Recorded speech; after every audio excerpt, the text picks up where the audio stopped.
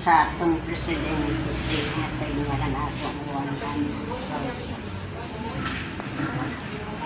Ako masalamat. Okay, nadawat nila ang gikan ka presidente. No, ang ilang nadawat di ay doon ay certificate gikan sa presidente, gikan sa Malacanang, pinirmahan ni presidente. Palipay nga sila og wishes po nga sa ilang pag-abot og 100 years sa ilang kinabuhi.